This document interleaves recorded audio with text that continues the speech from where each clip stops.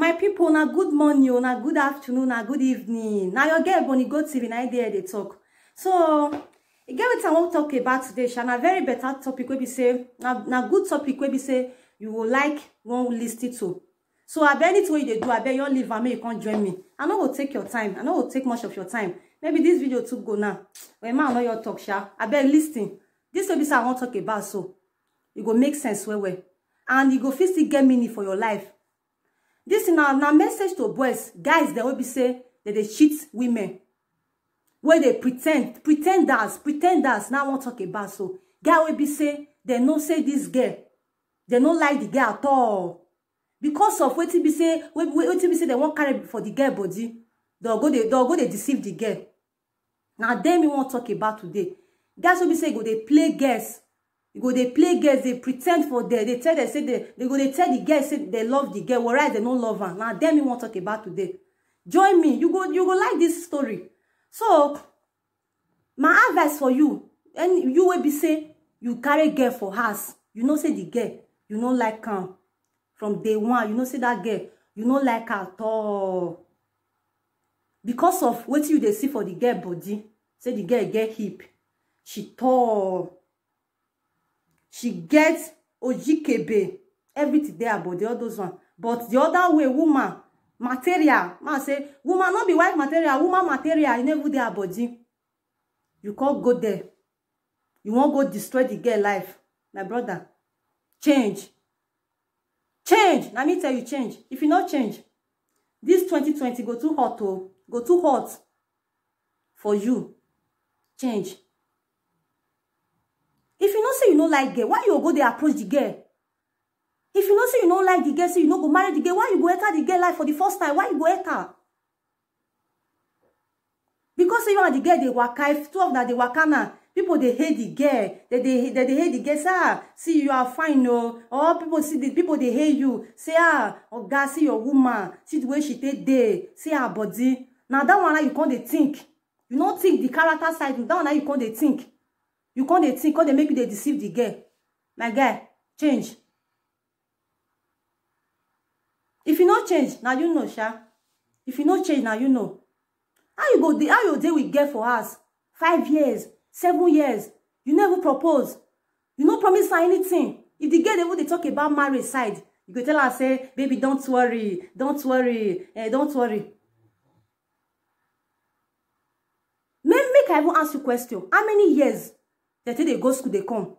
How many years say they go school, they come back? How many years? My brother, when they look that side, look me. Answer my question. I didn't ask you a question, you they look on that thing. You just say I call you a call play. Abi, with the time, this time they talk to you now, you say me not get what I supposed to do. How many years that they go school, they come back? Some people say don't go school, they don't come back. They don't even get work safe. They don't even take care of their wife and children. You still they say they study one person. Mr. Study, I hate you. I hate your government. If you not change this 2020, now you sabi. You are your own, or you are your own. You keep map picking for your ass. You the deceiver. You because of the moyoko where you chop all the gongo where the body where you eat. You the deceiver. May I even ask you something? If you don't chop all those to finish, oh you won't leave the bone for all the flesh where the woman body. If you don't chop and finish, the bone you won't leave her for. Now your ancestor, answer me. Now your ancestor you won't leave the bone for. One now they carry they do safe. Now they do something because nobody feel they talk to now. Coffee say now they do the right thing. See everywhere now, single mother. Everywhere, all over the world. Single mother, everywhere. Even my backyard self, single mother full everywhere. They know they let person rest. Now don't condemn their life finish. I be saying that every man I like, all man I like a second hand. Some people don't like second hand at all. Some men they like women where they don't feel born, but not be everybody. That woman will be say that woman will be say you don't destroy her life. Who won't marry her for us? Who won't marry her? Many of will be say, maybe now as you don't they with the girl now for many years now. You don't they promise the girl now. You don't they tell the girl sweet word now. Where you tell the girl sweet word, maybe because of that way they tell the girl now. The girl can carry belly for you. He don't carry belly now. He don't born now. You yourself now. You can't run. Hide yourself from one place. You don't destroy the girl life. Who won't carry that kind of person for her? Who won't carry her? Because of this man like this man pretend that this one they pretend for everywhere now. Una don't make all our guests turn to single ladies, single mothers. Now turn all of them to single mothers. Who you say me come marry all those single mothers? Who won't marry them? Who won't marry that? They ask you. Who won't marry them? Everywhere single mother. Una don't use una mouth, una sweet mouth, sweet words. Take deceive all of them, give their belly finish. Una run leave them. If you be that kind man, change. Change. They say if you know the get parable way to say, you need to be say you no go eat. No use your teeth to share. No use your teeth to share at all. Because not everybody like that kind of thing.